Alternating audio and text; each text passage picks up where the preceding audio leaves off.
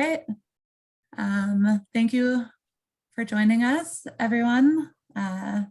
This is our spatial analysis workshop. I'm really excited to introduce Hannah McCaslin. Hannah is a PhD student in ecology at CSU. She's also an NSF graduate research fellow. Her dissertation research explores the effects of weather on raptor migration in North America. And I was really intrigued when I was reading that you're using data from both telemetry and community science. So maybe at a later date, I'll have to pick your brain about that. Hannah's also interested in developing new statistical and computational approaches for working with animal movement and other ecological data. She taught a workshop for the Colorado chapter of the Wildlife Society last spring that I participated in, and it was incredibly helpful for me. I'm constantly referencing her code, so I'm really excited that we all have the opportunity to learn from her this morning. It's going to be super useful. And with that, I'll hand it on over to you, Hannah. Sweet. Thanks so much. Hi, I'm Hannah. I'm super excited to come talk about some spatial R. Like super honored to get the invitation to do this. In getting started, so I have a couple questions. If I run a few minutes late, just to kind of make sure we take all the time with the code, is that gonna be a problem for folks? And also if you just have to leave, you can, but if that's definitely a no-go, I can keep it short, but otherwise I'll kind of just see where we go. And then also, so is everyone familiar with R to some extent? Have you done spatial stuff in R before? So no spatial, but yes R, kind of. Cool. And then what about ArcGIS? People have been using Arc. Okay, cool. That's just helpful for me. I think like I learned Arc and then I learned R, and kind of using the Arc vocabulary to transfer into R can kind of help like ease the switch. So I'll do that a little bit, but not too much. Yeah, so let's see. I think I'm just gonna go ahead and share my screen. Ooh. Hold on, sorry, I'm having some security issues here. Computer's concerned.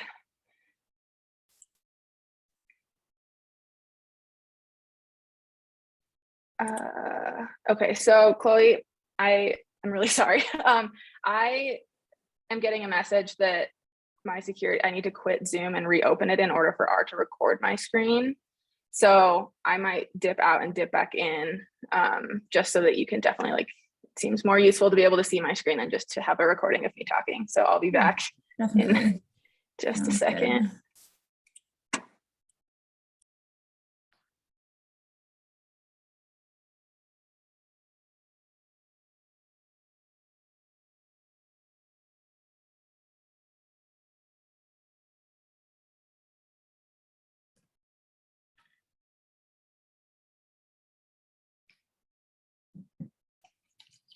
Thanks for being here this morning, everybody. All right, Emma is coming back.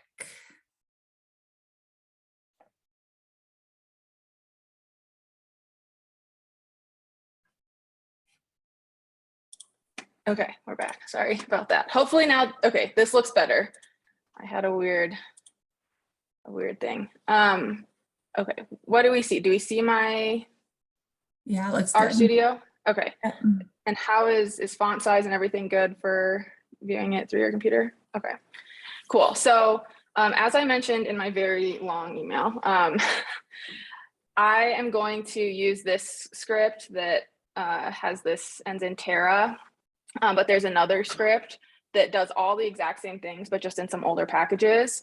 So what's happening is the person mainly the single guy who runs like all of like the RGDAL and SP packages is retiring, and so those packages aren't going to be updated anymore. So by the end of like next year, more or less, they're going to be like out of like not being maintained, and then sort of like out of sync, not getting updated with operating systems and stuff. So they still are perfectly functional, and like I'm definitely more comfortable in those. I'm still learning these new ones, but in terms of things that will be useful like in the future, I thought it would probably be more beneficial to teach from or like work through these that will kind of become the new standard over the next several years. So I know everyone or most everyone is familiar with R, so I won't spend too much time here, but just sort of getting data organization and your workflow organized in spatial stuff is really key.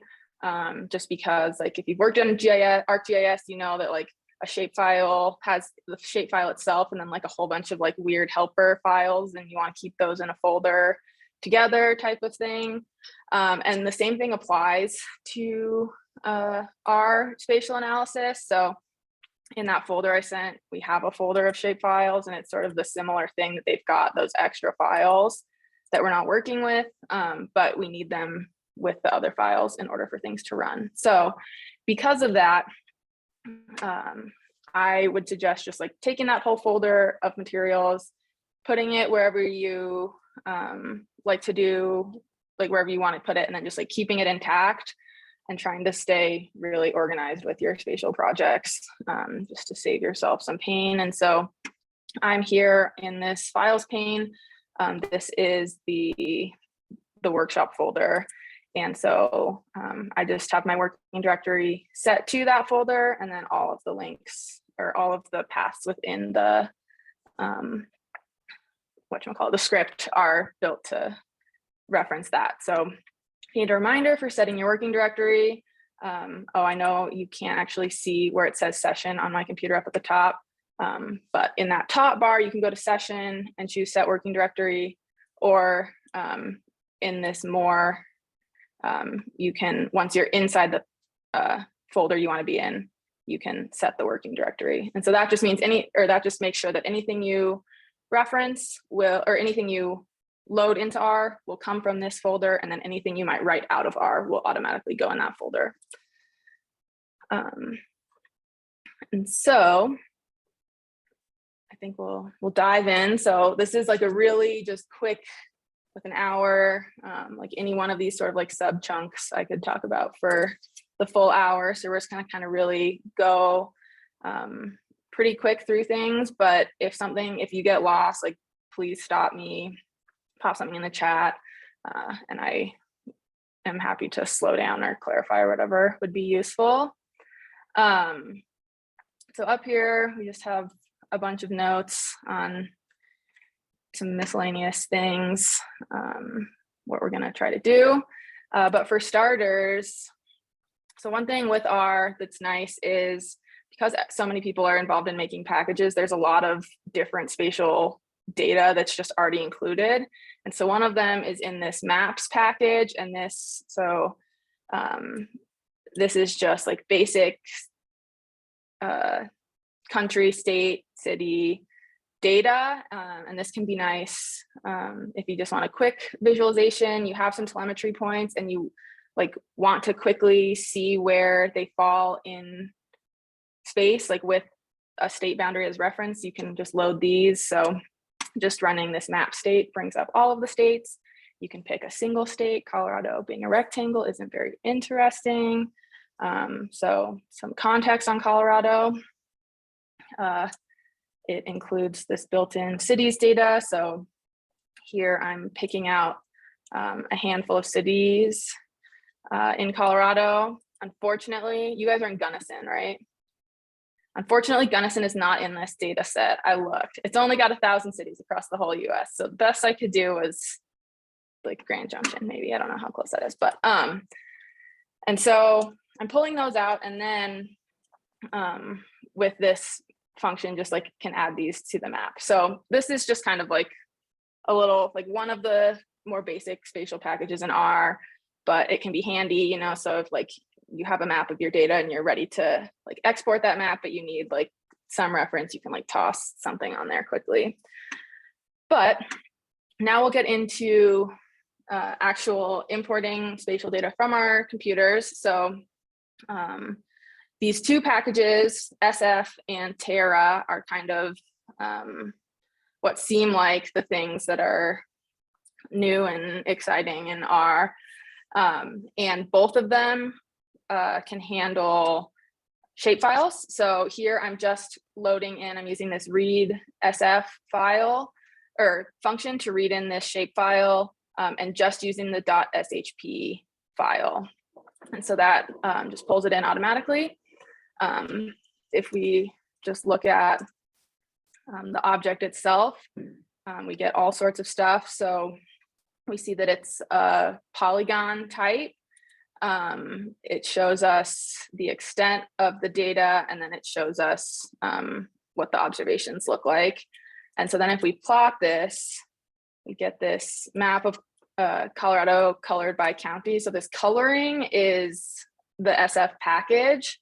And so if I don't want that automatic coloring, I use this ST geometry function inside the plot function. And then now I'm just getting the data without any of that like automatic coloring.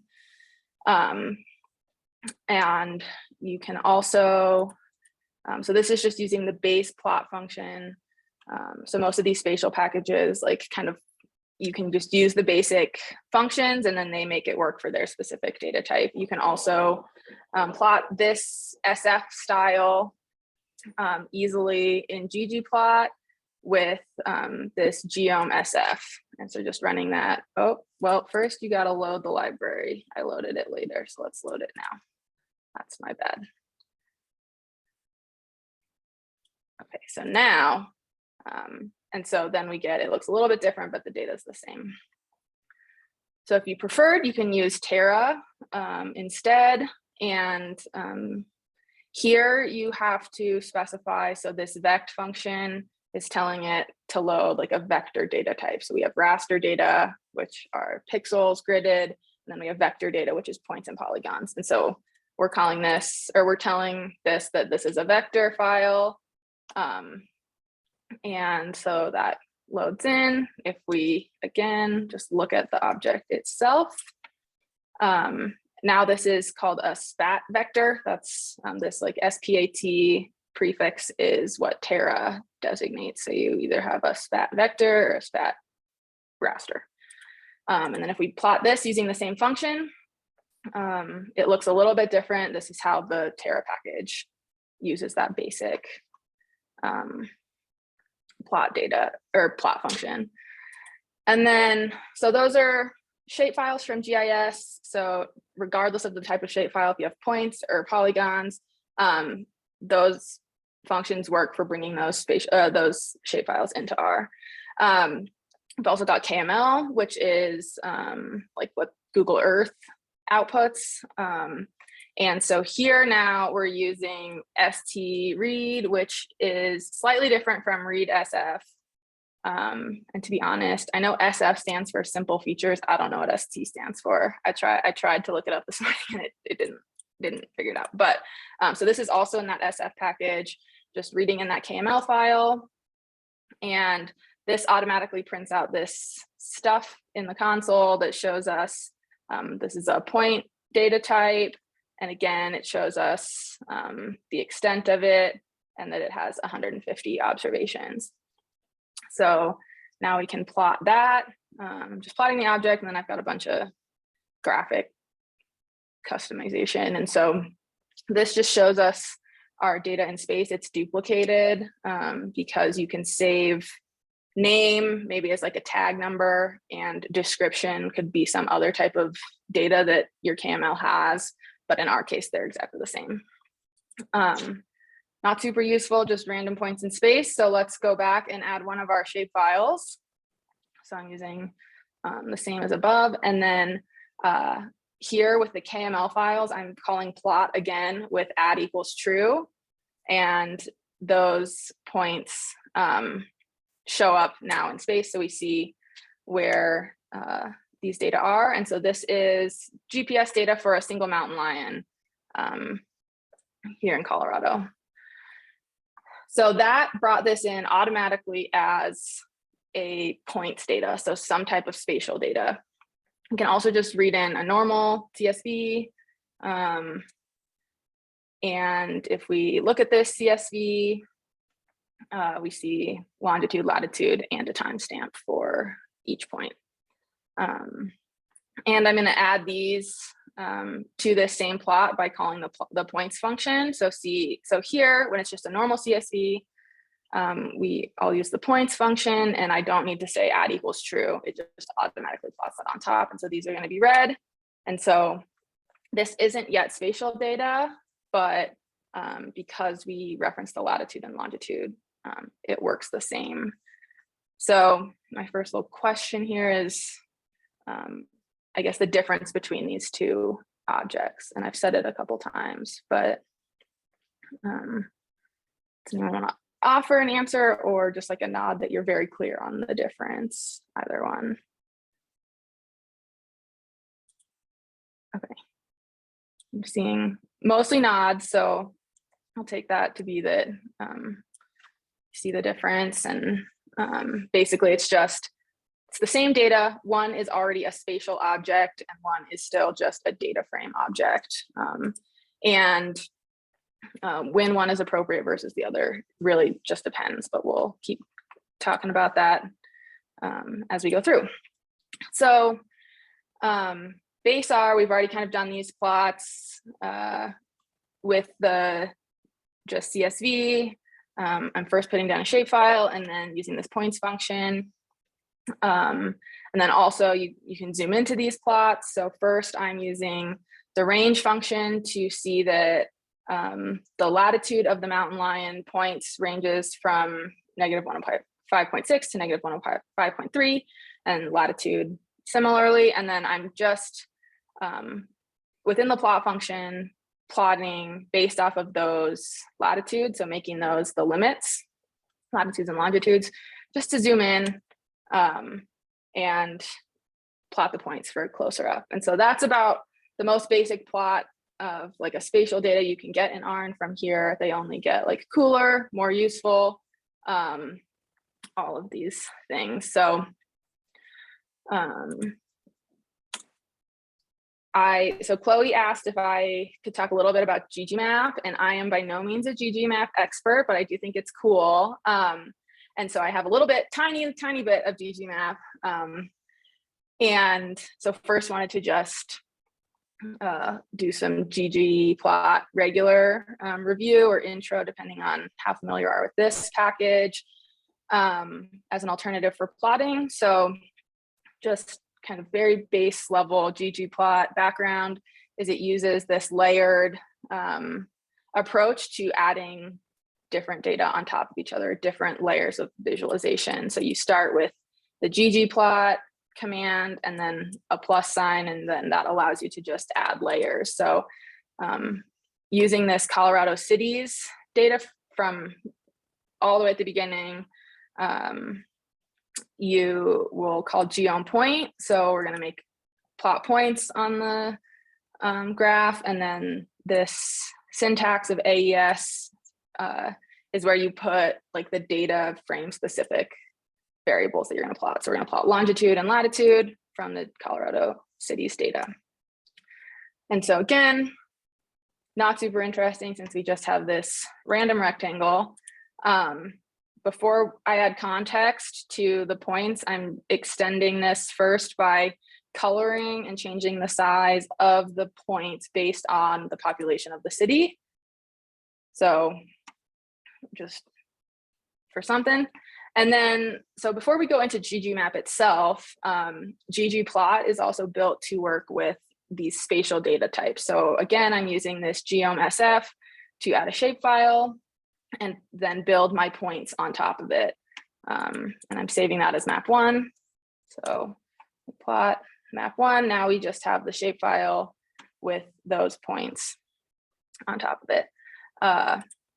Similarly, here I'm putting all of this information in the ggplot command itself, so that then when I plot points and a path between the points, I don't have to type it out again.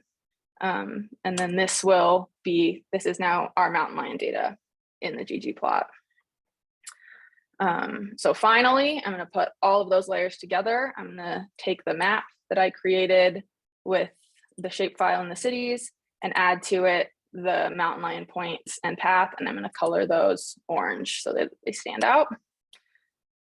And so very brief, still pretty basic intro to just mapping in ggplot to itself rather than in ggmap. And then next we'll go into ggmap, but questions on loading data, the different plotting functions, the different types of data, or ggplot so far?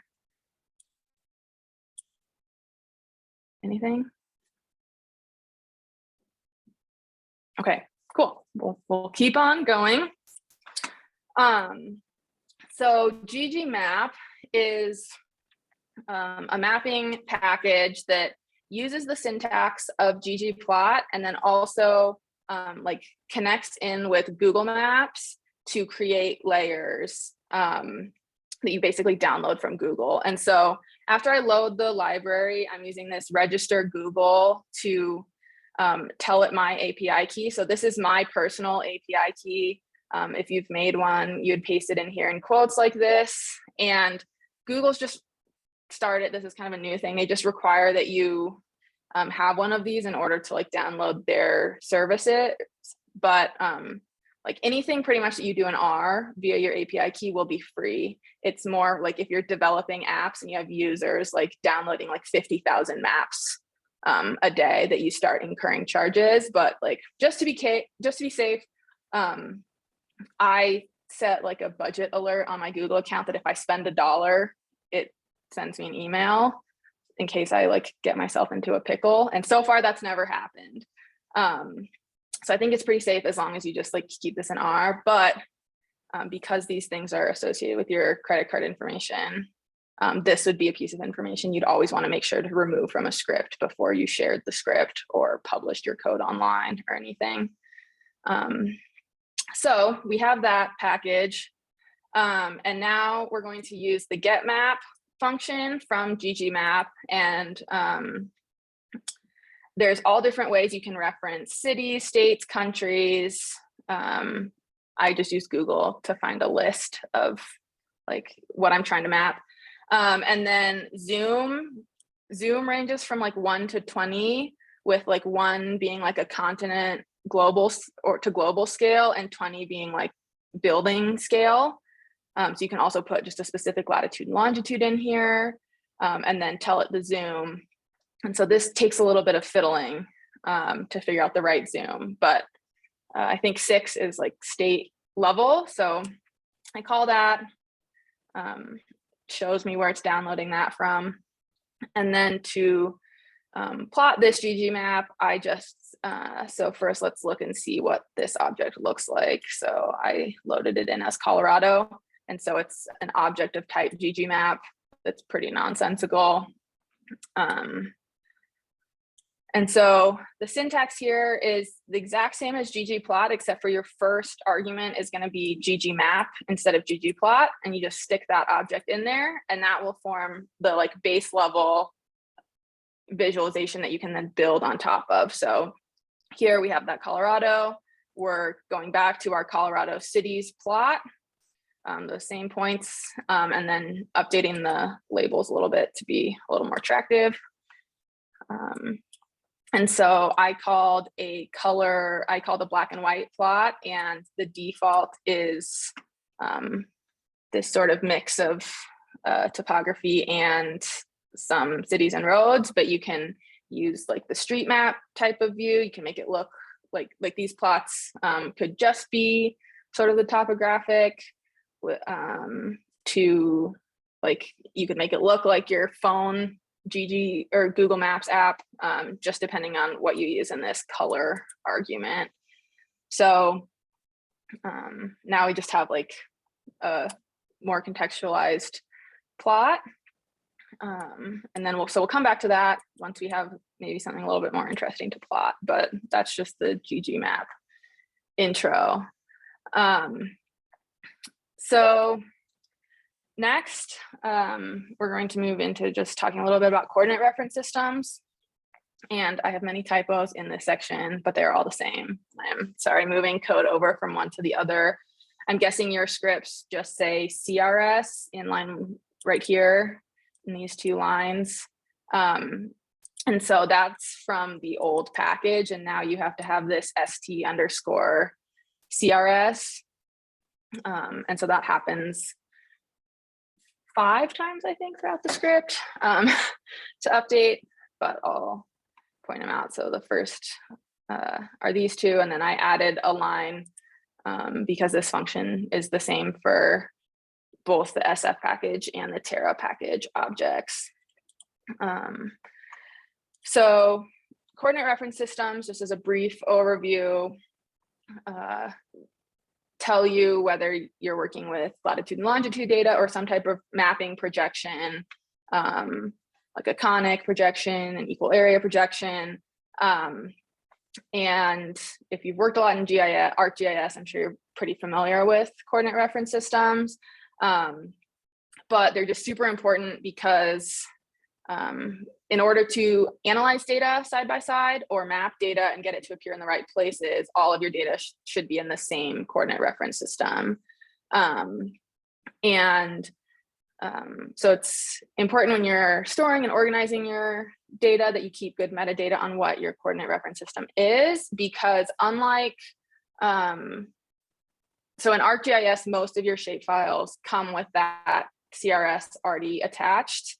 And in R, with things like shapefiles, KML, that's usually the case. But if you load data in as a CSV and you transfer it into spatial data to do analysis, if you haven't written down somewhere what your coordinate reference system or projection is, there's no way for R to figure it out on its own.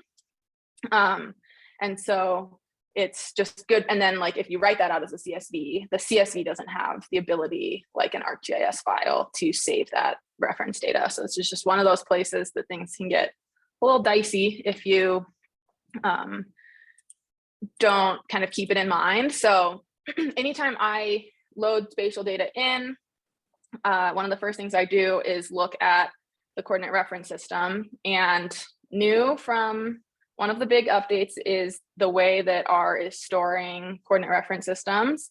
And to be perfectly honest, I'm not like, I don't know everything it's printing out here, but the important parts, you see WGIS 84, so lat long is the CRS that's already associated with this shapefile. And again, here, I think this is just more highly specific information. And then if you've worked with the older type of R spatial data and some GIS, this EPSG code is often a way that we'll save and manipulate coordinate reference systems. So now looking at the coordinate reference system for the mountain line data, we have the same thing. We also have lat long. And then if we look at the other shapefile that we brought in with the Terra package, again, same thing, lat long. So because we brought these in as spatial data and they were saved with a coordinate reference system when they were saved with spatial data, that moves with them. So here's the next place where I was missing this ST thing. So one thing we often want to do is project into a new coordinate reference system. So if you look at our GG map here, we just have the very super rectangular Colorado. That's just the lat long grid mapping. But a lot of times we're making nice presentation maps. This just lat long isn't the most attractive. So we're going to project it into Alvar's equal area. So first thing we have to do is I'm going to save this information of the existing reference system as this WGS, and that just shows up in my environment as this list of that same stuff we printed out that these spatial packages know what to do with. And then I'm defining another object called Alvar's projection. And to get this string, I just Googled like R CRS for Alvar's equal area. or I'll copy it out of an old object. And this is the old way of referring to these reference systems, but R is still able to work with it. So that one, rather than showing up as this like list already in a spatial format, is showing up just as this character string. So to transform this shapefile from one projection to another, I'm creating a new object and then using st transform and telling it the object, the original object, and then the CRS argument is the projection that I want it to be in, the new one. And so if I run that, here's my last for now, typo, missing this st. Now I'll look at the shape or the coordinate reference system of this. And so now it's a whole bunch longer. But at the top, you see exactly what I told it, and what this interpreted was, we're still using the 1984 ellipsoid. We're using Albers equal area. And then these are just the default like parallels and like parameters for the coordinate reference system. But just looking at it, it looks like it did what I expected it to do. So now if we plot this new object, now we've got the same shapefile, but kind of rotated and curved the way we would expect from a conic projection. So just for comparison, the unprojected shapefile, we're back to that rectangle. So by using this transform, we haven't overwritten, like we haven't truly changed our original. Well, we haven't changed our original at all since we created a new object. And instead we just shifted it into one of these new projections. And so with all of these, like with spatial stuff, I mean, I feel like with R in general, I use Google constantly. But with the spatial stuff, I use Google even more. Like how to do things for one, but then also like what projection code do I need? Like I don't remember any of these things in my brain. I copy them from script to script or object to object or Google. But yeah, so once they're there, they're there. So that's CRS, and that is relevant for any type of spatial data, points, polygons, or rasters. It's just you want to make sure that you are mindful of what you're using, just so that you can make sure your analysis and your graphs make sense. So within spatial data, we have raster, and then we have kind of points and polygons as the two separate like groups. And we've already talked quite a bit and done a lot of visualization of these points and polygons data, but say now we didn't have that KML mountain line data, we just have a CSV, but we still want a spatial, we want to turn that CSV into a spatial object for analysis. So here I'm using the st as SF function, which I think, again, I still don't know what ST means, but SF means simple features. So it's whatever ST means into a simple features. And so we're putting in our spatial data frame. And then the only other argument that we need to have here is chords, which we're telling it within our data, where do you get the location data, the spatially referenced part. And so it's in order of X and Y. So X is longitude, Y is latitude. So by doing that, so now we have this mountain lion's points, which now if we run, we get geometry point, and then we see that there's a geometry to each observation, versus if we look at just the mountain lion object that we created itself, it's just a normal, we have these three columns. But so what you notice by converting this, now I have CRS equals NA. because that CSV doesn't have that spatial data. So since in this case, I know that this was in WGS 1984, which is the case with nearly all latitude and longitude data at this point, I first confirm I don't have one by catching my typo for the 6th time and running that. And then we use this same function. It's one of those times where you put a function on the left-hand side of the arrow, which is sort of unusual, but something that spatial analysis kind of does a lot.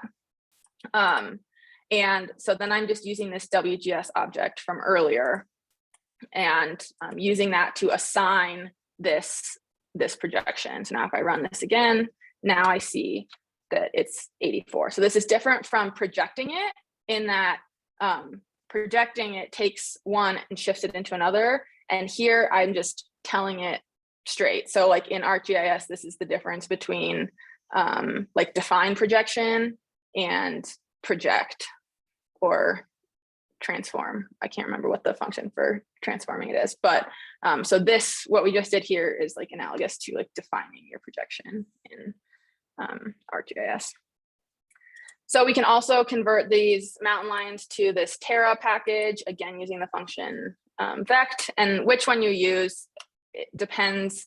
It looks like different packages have different benefits depending on what you're doing. So since we're not going super in depth on different analysis, just kind of trying to introduce both. So now we just have a slew of different data sets that are all the same mountain line points. And this plot here, I'm just proving to you that they're all the same. So first, we just have the CSV points using the points function. Then we have plot with add equals true to plot the SF points in blue, same. And then for the vector pack or the Terra package, we're back to the points function, even though it's spatial, and then this turns up green. So all the same, and also just wanted to point out that like with each one of these, there's slight differences in how you plot the points. So that is a whole bunch of like pretty basic, well, not basic, but like foundational background in just getting your data in R, looking at it, and sort of the key thing, knowing what type of data you're working with. Is it spatial? Is it a CSV? And what is the CRS are kind of the two key things that once you get that set up, then you're ready to proceed into an analysis with points or polygons. So do you have any questions, pause to catch up, anything before we dive into raster stuff?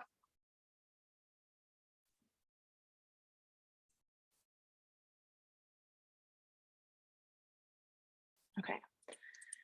So the other type of spatial data is raster data, which is just like any image is a raster, map is a raster, and it's just a grid of pixels, and each pixel has a value, and those values mean a whole bunch of different things. So as like very basic what rasters look like in R, I'm using this rast function, and this is in practice something you would like almost never do.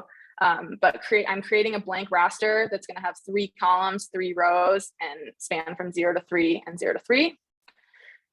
And if I pull that up, so this is what raster information looks like. So we see that it has the extent 0 to 3 that I defined, and dimensions are 3 by 3, which I defined. Notice that its coordinate reference system is WGS 1984. That's just a default. When you use this function, it will automatically assume it's WGS 1984 unless you tell it something different. So now I'm just, again, as just a background, wouldn't be something you do in practice. I'm filling the raster cells, and you use these closed bracket or these square brackets to index the raster cells. I'm filling these with numbers 1 to 9.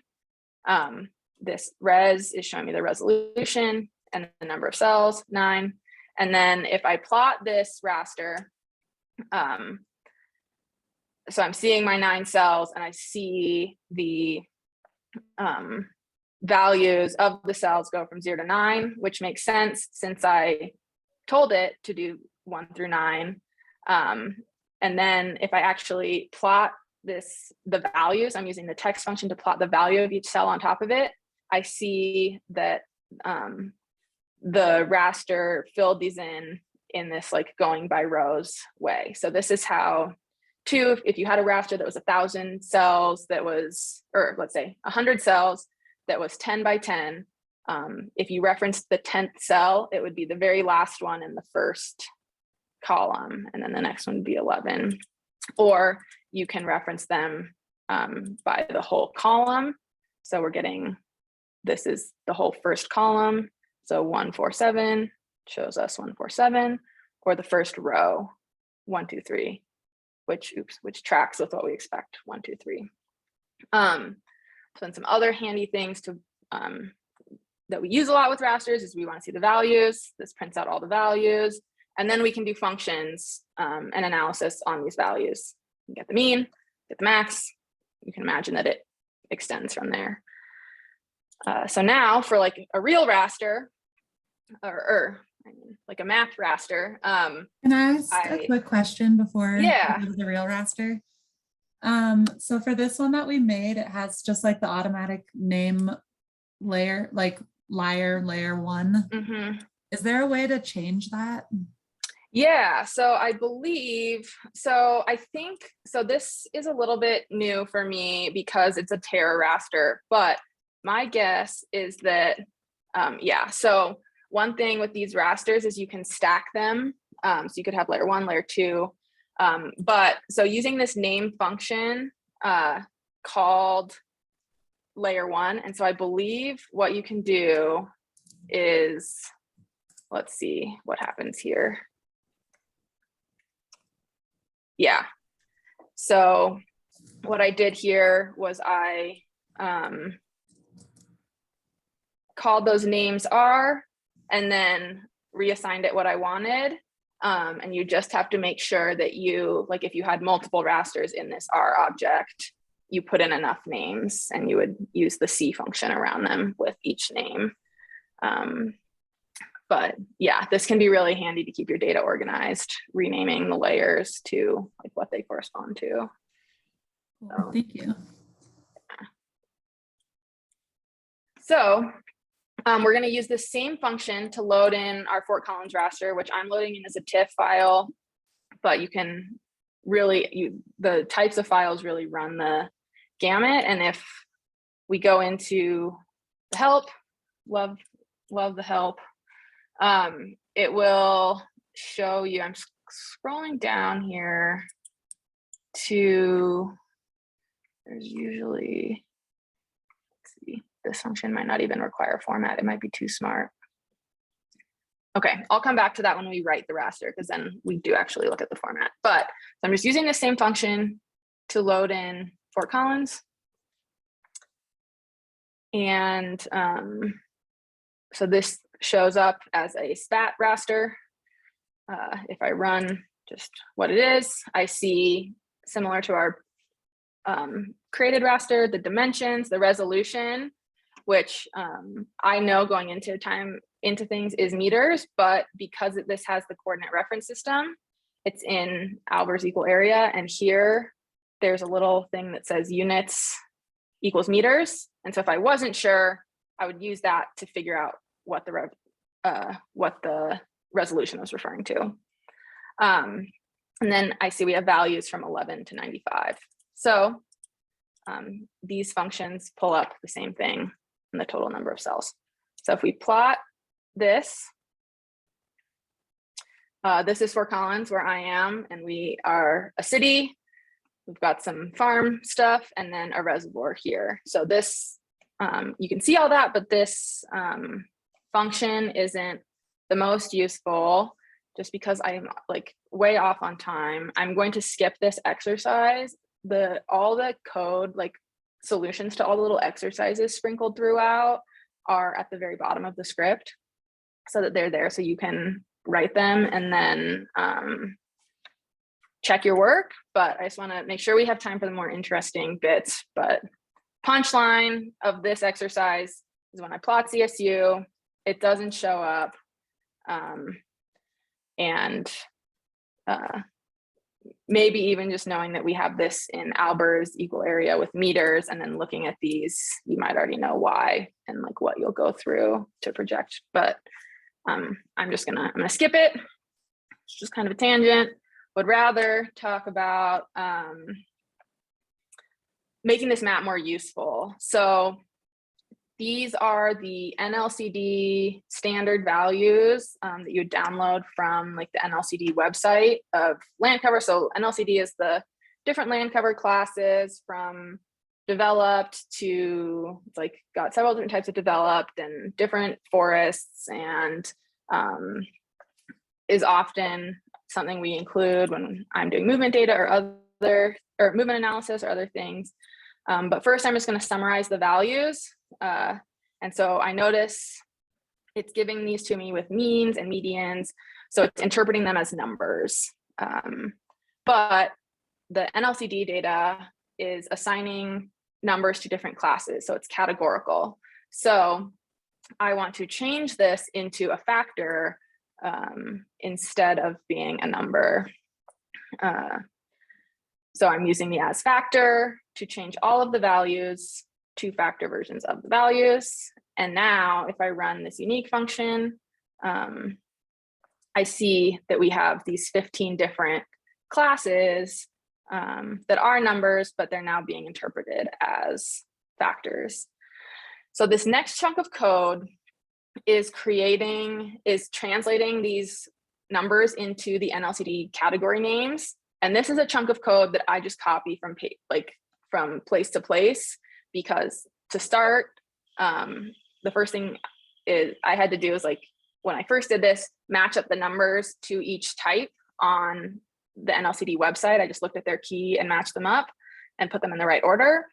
But I don't want to do that every time. So I just copy this, run it in the same order. So I'm just gonna kind of run it all at once. And what this does is this makes a data frame called land cover that just is 2 columns, and it is matching the numbers up to the right land cover type they are. And then I'm using these types and assigning them to I'm naming the levels of the NLCD data by these same types. And this aligns them correctly, so that now, so print land cover just prints this data frame I just printed. But now if I plot NLCD, now instead of that color scale, using it as a number, I've got the land cover types. And the last thing is someone, not me, went through the effort of pulling out which R color codes correspond to the traditional NLCD colors and put them in this handy little string. And so this is another thing I copy. But now I have Fort Collins showing up as like a normal, like the colors that we're familiar with. The water here on the west side of town is blue. The cultivated crops are this like beige color. And then here is where our foothills are, which makes sense because we're going into evergreen forest. So this little chunk of code was designed to introduce a raster, but also provide you the code that, like, if you want to make NLCD plots in the future, you just copy those colors and those labels. Because to my knowledge, there's not like an R package that automatically puts them in the right colors for you, which is annoying and a bummer, but maybe one day. So one thing we often want to do, we've got a chat guy. Okay. One thing we often want to do is crop rasters. So I'm going to load in another shapefile, same as above, that is one of our parks. It's just the boundary of one of our parks. So first I check that this is in Albers equal area. And then I check NLCD is still in Albers equal area. So we're good to go. They match. So now if I plot city park on top of this NLCD with the add equals true, this little polygon appeared. And so this is our little, this is our park. And so I am going to say maybe I wanted to just analyze something about this park and land cover. And so I'm going to use the crop function to crop. First, you put the object you want to crop, and then you put what you want to crop it to. And then now if I plot this NLCD crop object, and then I plot our city park shape again on top of it, now we're just to the size of city park. Rasters, since they're squares, they have to stay rectangles, but so it figures out how to get the rectangle like as aligned with the other shape as possible. So you can crop via squares that you like, rectangle areas that you create, or other objects, other rasters, just to kind of help line your data up. And so then I can write this new raster that I've made out using the write raster function, and I just specify the file name. And it gave me an error because I already have this in my working directory, but I could use overwrite true to overwrite it as it says. But if I look, I see in my working directory from when I made it this morning, this NLCD cropped raster that now I've got. Again, it kind of comes with this like extra stuff that you want to keep in there because it helps run the raster. So hopefully we can run a few minutes over because I want to, I didn't do the best time thing and I want to have time to go through this more relevant example of, so thinking about maybe a relationship between our mountain lion, where it was moving, and elevation. So to do this, first I'm reading in an elevation raster, and I'm going to plot it, look at it. So this is for the state of Colorado, so this makes sense. We see this area of high elevation sort of through the center, which is the Front Range. And so now, so we used up above, we used that ST transform to project raster or to project points into a CRS, which is the SF package. Here, just for sort of something different, I'm showing the Terra method, which uses the project function. And then I'm putting in mountain lion and I want to project it to the CRS of elevation. In this case, they're already the same, but just doing it, it doesn't end up changing anything, but wanted to show that method. So now we can plot those mountain lion points on top of our elevation raster. So again, in the interest of time, I'm going to skip the exercise part. Sorry about that, but I will scroll down to the bottom where I crop it. And I crop elevation just using this extent, which shows you the extent of the mountain lion point. So first we just look at extent. So this just says the mountain lion points extend from -105.6 to -105.3 longitude and corresponding latitude. And so that's what I want the size and area of my elevation to be. So I'm going to scroll back up to where you crop the points. And now if I plot elevation crop, got this smaller raster, and I've got my mountain lion points. So looking at this, I'm a little skeptical because I see a couple points dangling off the edge. This is because of like that gridded function, the gridded setup. And you can customize how, like you could tell our crop with like the rules for how you want to crop so that you don't have those dangling off. You'd use this snap function, near, in, or out. But I'm going to leave it. It'll work for this demonstration purposes. But so maybe we had some reason to believe this was the mountain lion home range, and we wanted to understand if elevation was a driver of the home range. So first thing is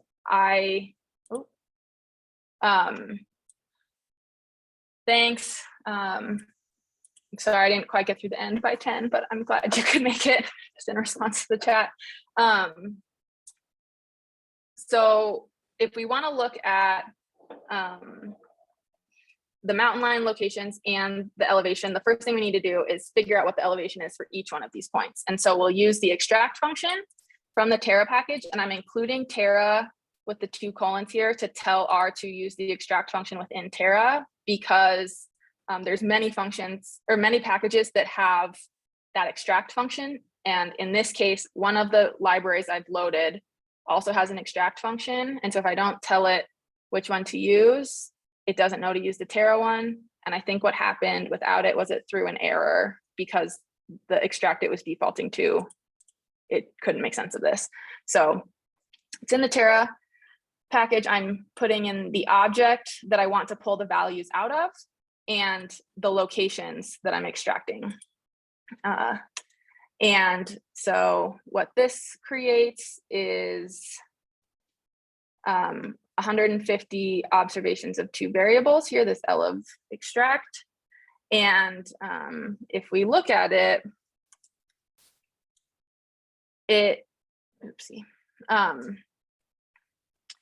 assigns an ID to everyone, which isn't super useful, but then we have elevation. So I'm taking that elevation column and creating a new variable within our mountain lion CSV non-spatial to store those elevation values, and I'm storing them there. So I have a note here that you have to be a little careful to make sure things line up, but as long as you don't reorder things in your R code, R will keep them in order when it like pulls them out. So now if we view mountain lion, we see we have this elevation variable associated with the points.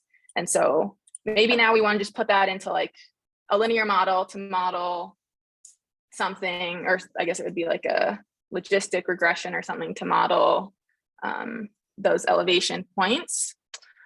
Or maybe we want to do something else. But I remember how I had concerns about these the ones that are sticking off. I'm pulling out which mountain lion points is NA, so which ones contain an NA. And if my crop had been truly large enough to include all the points, I would have no values here. But what this is telling me is that 3 of those points fall outside of my cropped raster. So if I were using this for my research, I would go back, I would crop it again, try again. So something we do in creating like resource selection functions where we're comparing the values of something where the animal is to something the animal isn't, is we will sample from this raster some values that aren't where the mountain lion are.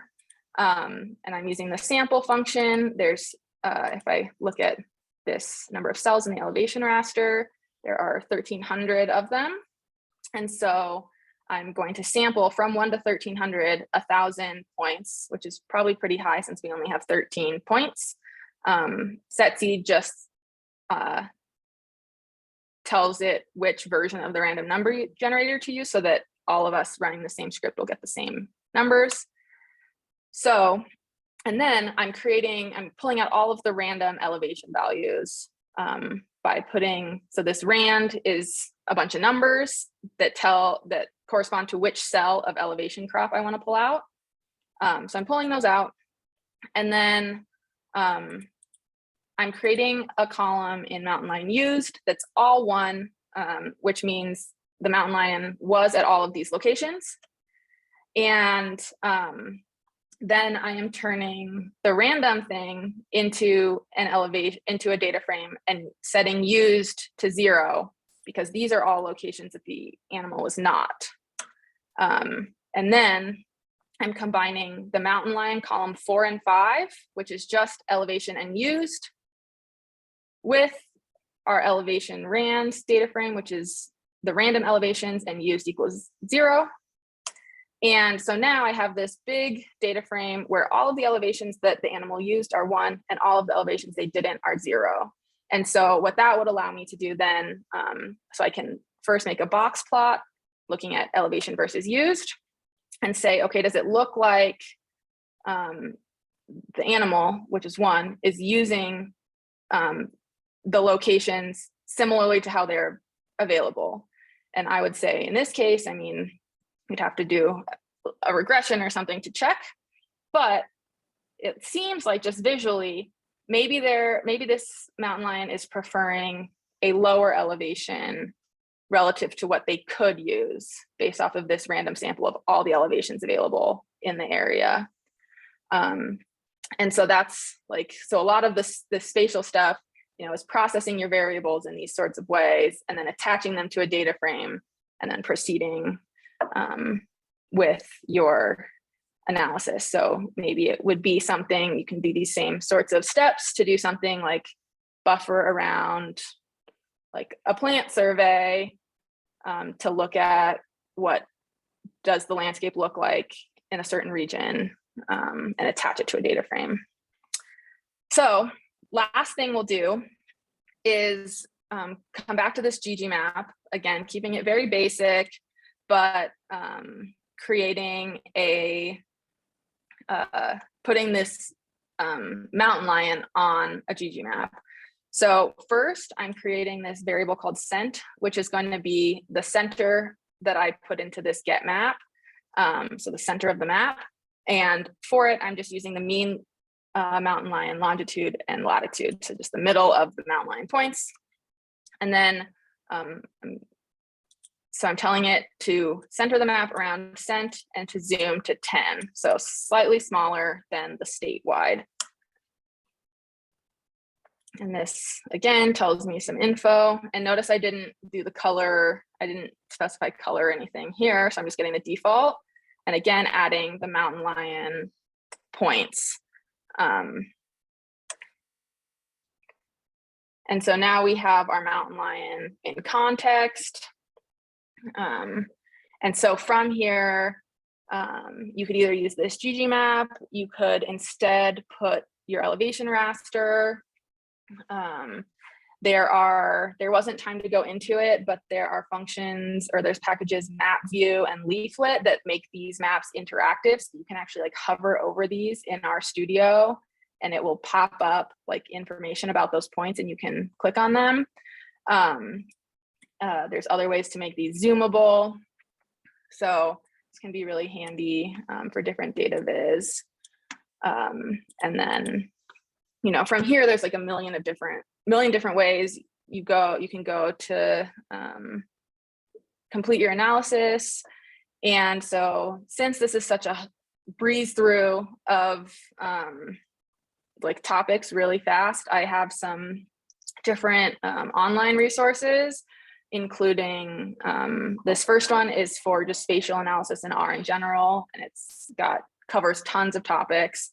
Then GGMAP, and then each of these packages that we used today specifically. So my hope with this workshop is to kind of orient you around some of the terminology and some of the syntax and like the major, like how do I get my data in R and look at it first, so that then, you know, you feel more comfortable like going to other resources and sort of sorting through, like, I feel like learning how to read the R like lingo is like a skill in and of itself, completely separate from actually doing the code. So hopefully just kind of familiarizing yourself with like what's out there, and some of the basic foundation will help make it easier for you to find the right path as it's relevant to you. So thank you for bearing with me. I am happy to hang out, take questions, try to answer if you have like specific like questions of how to do something that wasn't in the workshop. I'm happy to take a stab at them. But I really appreciate you all coming, and hopefully this was useful. This was super helpful. Thank you. Does anybody have any questions? I have like a comment kind of a question, but so like being able to map in R, is that going to like take away the need to use like ArcGIS or anything, or do you still like need to use those to like get the shape files and stuff? So this is a personal I think this is a personal preference thing for me. So I work on a Mac, so you can't use ArcGIS on a Mac. Yeah, I have a Mac too. Yeah, so I don't do anything in ArcGIS. The Okay. only, so like with things like map view, so let me see, I don't know if map view works on, I haven't tried it with these new spatial types, but let me see what happens if we do like, because the only, what I was going to say is the only time I might go to GIS is like if yes, it's not yet available, is like if I need to like fix a single data point and I don't feel like doing it in R type, like dealing with the CSV type of thing. But like with this map view function or leaflet, which might be better able to work with the Terra things, it allows me to click on individual points in the map just the way that Arc would and like fix the data. So for the most part, I don't do anything in ArcGIS. I make all of my figures in R, and it definitely like getting to the point where you're able to customize everything in R is a learning curve that takes longer than ArcGIS, I would say. But once you're there, then it just like opens up so much. So yeah, and it's also nice over ArcGIS, since it's all written in code, it's all reproducible. And I know you can write Python code in Arc, but so much of it is that point and click. And if you screw up, for me, it's like I screw up and 2 weeks later, I have no idea like how I got the data whatsoever. So being able to keep a record of exactly how I did everything is really, really helpful. Yeah, that's so cool. I didn't even know like this was possible. So it's really cool to know. I'm glad that this was like maybe just like, yeah, opening your eyes to the, and you can Google like, there's like pages dedicated to like maps people have made in R, and there's like some crazy stuff. So my advisor runs the Birdcast page. I don't know if you're familiar with this, but they like make nightly predictions of how many birds are migrating. And so if you go to that website, all of their visualizations is all in R, and it's like wild what they can do. Wow, that's awesome. Thank you. Yeah. Anything else? I was just gonna ask, are we gonna have access to this recording, like to go back over? Yeah, I'm recording it, and then I was gonna put it on the MS website. Yeah, and if you have questions later, my email's at the top, and I'm happy to answer questions. I know that these things, it's just like spitting code at somebody for an hour, then it's like, what am I learning, or like what even happened to me? So yeah, part of it is just like, it's awesome you have the recording, because once you have the code, like having the time to go back and like digest it is, I think, where a lot of it sinks in.